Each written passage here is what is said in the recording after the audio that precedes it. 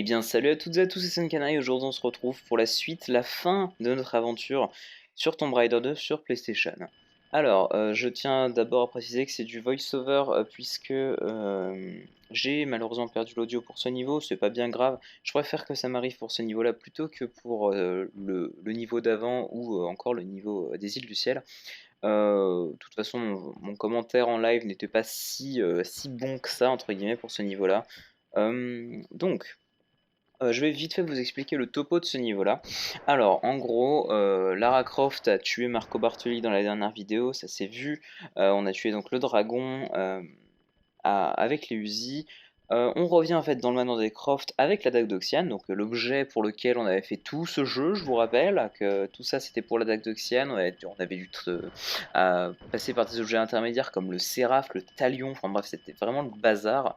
On a visité beaucoup de monde, comme en tout premier la Chine, ensuite Venise, ensuite la plateforme pétrolière, ensuite le monde du bateau et le Tibet pour revenir en Chine finalement. Le dernier niveau c'est le même manoir des Croft qu'on peut faire en off, seulement ici là on a beaucoup d'ennemis. Donc des mecs avec des battes, des mecs avec des flingues comme on avait à Venise au début du jeu. On a beaucoup d'ennemis, on a même un mec avec des colts comme on avait vu dans l'opéra de Venise. Ça remonte à très loin ça. Bref, en gros, c'est un niveau juste une espèce de beat'em all qui se termine quand on a tué le mec au colt. Et le mec au colt arrive que quand on a tué tous les autres ennemis. Donc en gros, on est obligé de tuer absolument tout le monde. On a même des chiens, vous allez voir, c'est le bazar.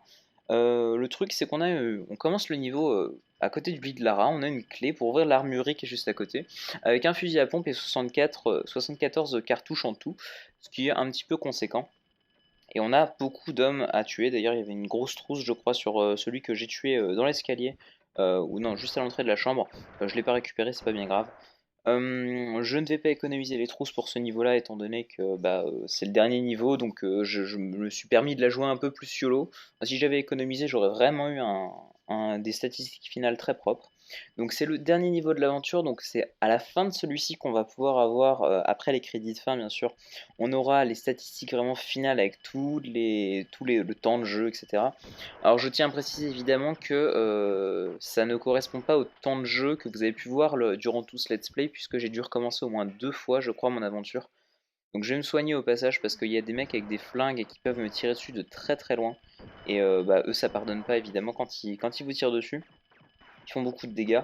Euh, donc bon, faites gaffe aussi aux chiens, si vous restez un petit peu trop près, ils vont vous mettre des dégâts aussi.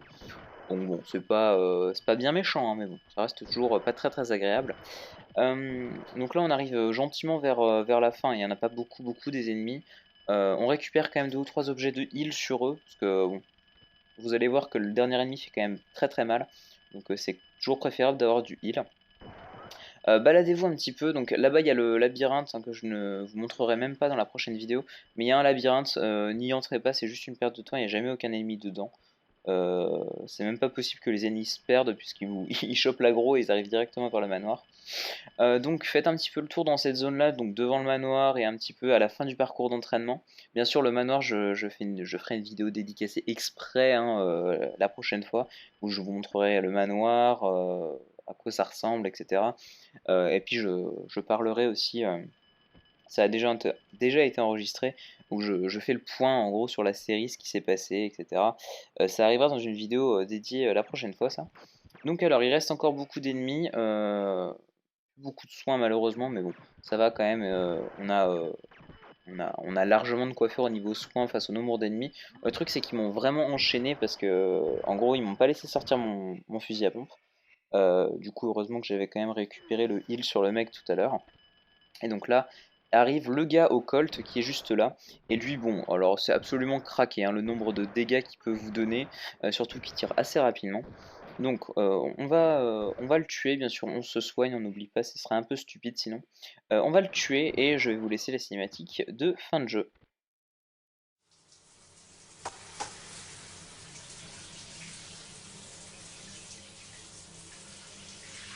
Vous êtes toujours là?